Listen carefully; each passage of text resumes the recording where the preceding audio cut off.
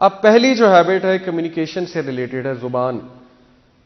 کیا آتا ہے آپ کے مائنڈ میں؟ کیا آتا ہے قرآن میں کمیونیکیشن کے بارے میں؟ کیا کیا ہیبٹس بتائی گئی؟ آپ میں سے کوئی بتائے گا؟ ماشاءاللہ سارے علمی لوگ بیٹھے ہوئے. تو قرآن نے کمیونیکیشن کے بارے میں کچھ انسٹرکشنز ہمیں دی ہیں کہ اس طرح سے بات کرو. کیا ہے وہ بات؟ آپ میں سے کوئی کنٹریبیوٹ کرے گا؟ بہت سی انسٹرکشنز ہیں، کوئی ایک بتا دیں. جی، دھیمی آواز میں بات کرو. گڈ، ٹھیک ہے، یہ بھی ایک انسٹرکشن ہے. پیار سے بولو، یہ بھی ایک انسٹرکشن ہے. اور کوئی خاص انسٹرکشن آپ کے مائنڈ میں آ رہی ہے؟ حسن اخلاق سے بات کرو، بہت اچھی بات ہے. جی، اور کوئی؟ اگلے بندے کی طریقے سے بات سنو، بہت اچھی بہت اچھی. یہ ساری ہیبٹس ہیں، لیکن قرآن جو ہے نا وہ بہت ہی خوبصورتی سے کمپریہنسو انداز سے بات کو پیش کرتا ہے. تو ایک آیت ہے، اس میں سب کچھ جو ہے اللہ تعالیٰ نے بات کر دی ہے وہ اس ایک آیت میں. وہ آیت کیا ہے؟ سورہ احزاب کی آیت ہے. یہ میری فرسٹ ہیبٹ جو میں نے ڈالی ہے وہ ہے کہ اسٹریٹ ٹاک، قولاً سدیدا. اللہ تعالیٰ کیا کہتے ہیں سورہ احزاب میں ورس 70 میں، چیپٹر 33 ورس نمبر 70 میں، یا ایھا الذین آمنوا اتقوا اللہ وقولوا قولا سدیدا، کہ اے ایمان والوں اللہ سے ڈر جاؤ اور کھری سیدھی بات کرو. اب یہ قولوا قولا سدیدا، اس کا کیا میننگ ہے؟ اس کی تفسیر ہمیں دیکھنی پڑے گی کہ اللہ نے یہ ہیبٹ ہمیں کیوں بتائی ہے کہ سیدھی بات کرو، کھری بات کرو.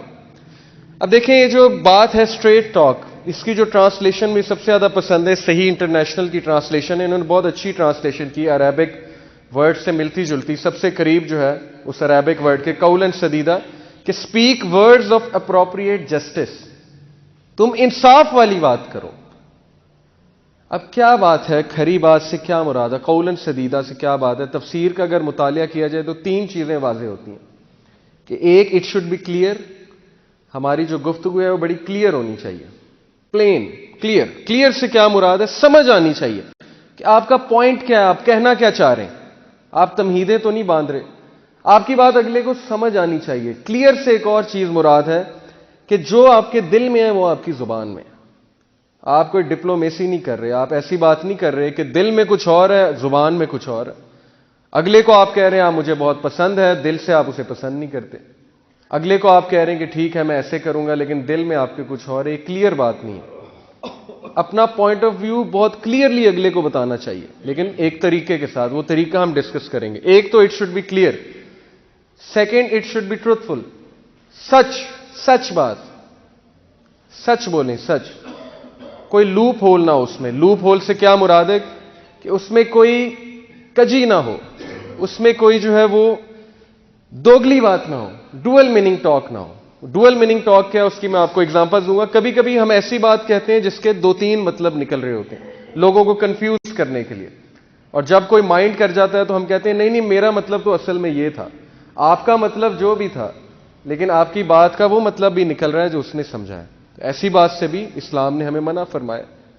ایک clear, it should be truthful, اور third it should be just, انصاف والی بات. انصاف والی بات سے کیا مراد ہے؟ کہ کبھی کبھی ہم ایسے جملے کہتے ہیں جو بہت ہی ناانصافی پر مشتمل ہوتے ہیں. فار ایگزامپل، ہم کسی کے بارے میں کہتے ہیں ایک بندہ ایک بار لیٹ ہوا، دوسری بار لیٹ ہوا، ہم اس کے بارے میں کہتے ہیں ہمیشہ لیٹ ہوتا ہے، یہ ہمیشہ ایسے کرتا ہے. اور میاں بیوی میں یہ بہت ہوتا ہے، بیویاں اسپیشلی جو ہے بہت شکایات کرتی ہیں مردوں سے، اور وہ کہتی ہیں آپ ہمیشہ ہی ایسے کرتے ہیں. اب یہ انجسٹ بات ہے، یہ ناانصافی والی بات ہے. کسی کے بارے میں ایسی بات کہنا جو ایگزسٹ نہیں کرتی، یہ ایک ناانصافی والی بات ہے. تو دین ہمیں بڑا خیال رکھنے کا کہتا ہے کہ زبان جو ہے نا، اس سے ریلیشنز چلتے ہیں، اس سے ریلیشنز بگڑتے ہیں. زبان اگر آپ کے کنٹرول میں، اللہ کے نبی صلی اللہ علیہ وسلم نے کیا کہا تھا؟ مجھے شرمگاہ کی حفاظت کی ذمہ داری دے دو اور زبان کی حفاظت کی ذمہ داری دے دو، میں تمہیں جنت کی گارنٹی دیتا ہوں. اب میں آپ کو کچھ ایگزامپلز دیتا ہوں. دیکھیں لوپ ہول سے کیا مراد ہے، کلیئر بات کیا ہے. مثال کے طور پہ آپ سے کوئی پوچھے آپ کہاں ہیں، آپ کہیں میں یہاں ہوں، ٹھیک ہے. اب یہاں سے مراد کیا ہے؟ اسپیسیفک ہونی چاہیے نا بات. آپ کہیں مثال کے طور پہ، اب میں لاہور میں تو ایسے ایگزامپل دیتا ہوں کہ فیروز پور روڈ بہت لمبی ہے، وہ شروع ہوتی ہے اچھرا سے اور وہ جاتی ہے قصور تک. اب آپ سے کوئی پوچھے آپ کہاں ہیں، آپ کہیں میں فیروز پور روڈ پہ، اسے دھوکہ دینے کے لیے. اب فیروز پور روڈ پہ تو کلمہ چوک بھی ہے، اچھرا بھی ہے، قصور بھی ہے، وہاں پہ تو والٹن بھی ہے، کینچی بھی ہے.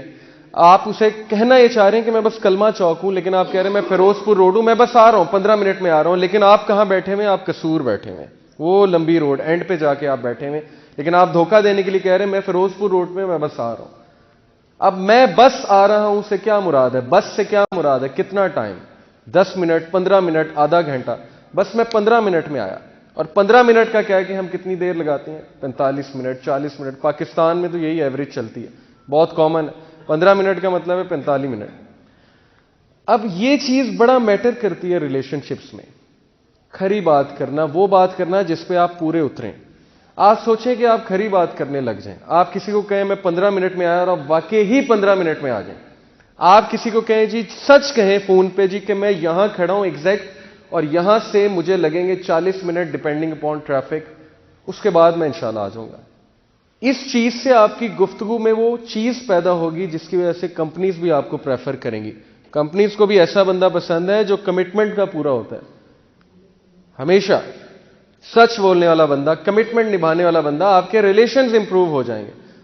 گھروں میں بہت سی لڑائیاں صرف اس بات پہ ہوتی ہیں کہ آپ لیٹ آتے ہیں، آپ جھوٹ بولتے ہیں، آپ کہتے ہیں میں بس ابھی آیا، آپ اپنی زبان کے پکے نہیں ہیں۔ تو زبان کا پکا ہونا مسلمان کے لیے اتنا امپورٹنٹ ہے کہ ہم سوچ بھی نہیں سکتے۔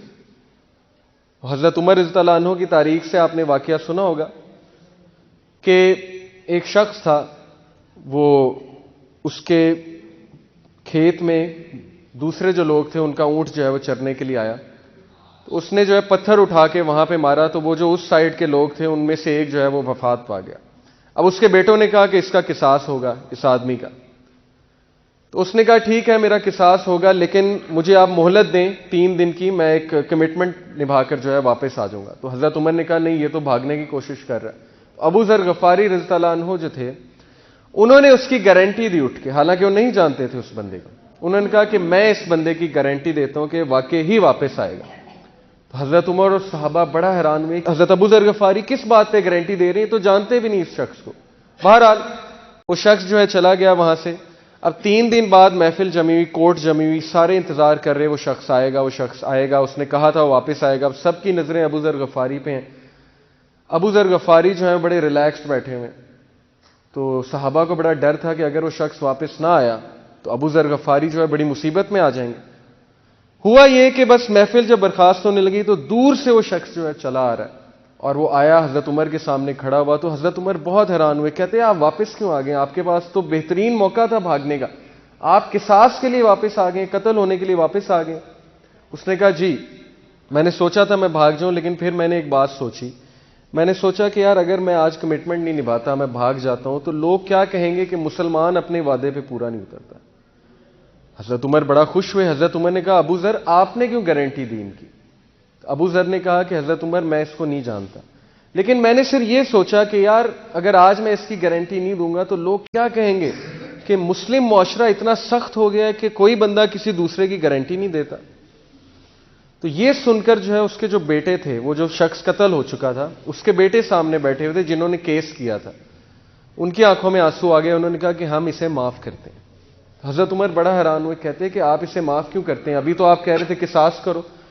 انہوں نے کہا کہ ہم نے یہ سوچا ہے کہ امیر المومنین اگر ہم اسے معاف نہیں کریں گے تو لوگ کیا کہیں گے کہ مسلم معاشرہ اتنا سخت ہو گیا کہ لوگ آپس میں ایک دوسرے کو معاف نہیں کرتے۔ اب یہ صرف ایک چھوٹی سی بات سے دیکھیں چین آف گڈنس، چین پوری چلی ہے۔ ایک چھوٹا سا ایکٹ، وہ چھوٹا سا ایکٹ کیا تھا؟ اس بندے نے اپنی کمٹمنٹ نبھائی تھی، زبان کا پکا، واپس آ گیا۔